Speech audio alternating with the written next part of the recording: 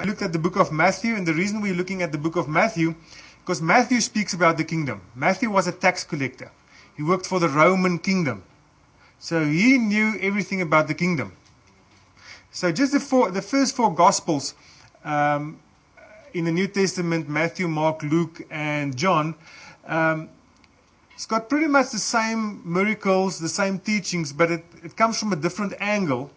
Matthew comes from the kingly and the kingdom angle, while Mark comes from a servanthood angle. That's why Paul says, bring to me John Mark. He's a good servant and a help in the ministry. You'll also see it in the book of Matthew. It's the whole genealogy of Jesus, tracing back through all the kings, coming to King David and then back to Abraham. And God gave Abraham the promise.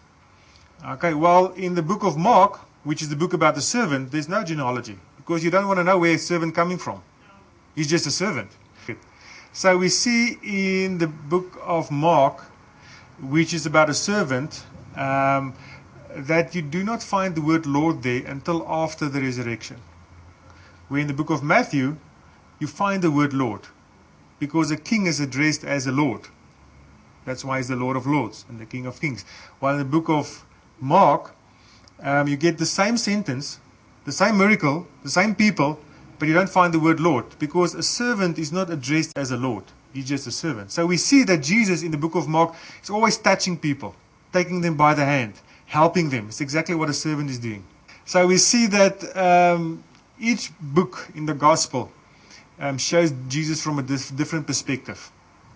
So he's a king, but he's also a servant. He's a son of man, but he's also a son of God. It's exactly what God wants to do in us. We're a royal priesthood, meaning we're a kingly priesthood.